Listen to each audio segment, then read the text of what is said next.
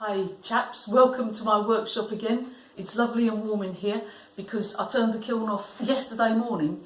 It's a biscuit firing, so it only went to about 1,000 degrees, but being a good sized kiln, it takes a long time to cool down, so a good 24 hours.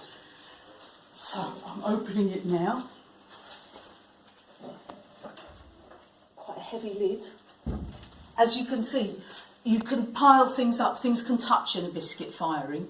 So now I'm going to start to take that out and stack it on these clean shelves, ready to go, where I've got another lot of stock already stacked. Just here, you'll see for those that watched the last video, you'll see the vase that I carved last time. So I've got several of these come out now. The one that I carved, you'll see it's a bit of an experiment. He's a bit of an odd one out.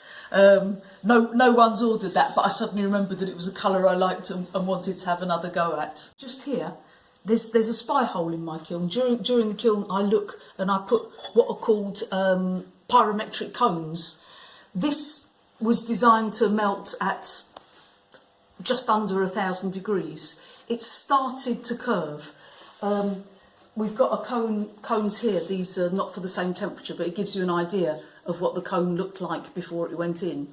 And when I get to the bottom of the kiln, I know that the bottom cone is going to be much further over.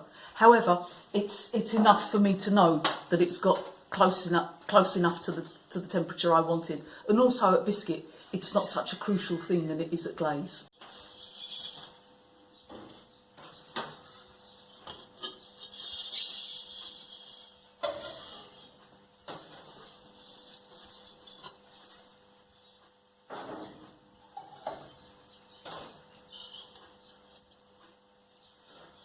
Okay, this is gymnastics for small people, this bit of the unpacking the kiln. It's quite a deep kiln, and I'm not a tall person. I'm being very careful here because I've got a lot of kiln stilts on top of each other. So I'm lifting up this quite heavy shelf and not wanting to topple my balanced kiln props underneath. The kiln's unpacked now, so my next stage of work this weekend is to plan my glaze firings and start glazing. Actually, I'm going to have 2 or 3 glaze firings because I've got several orders and a lot of pots.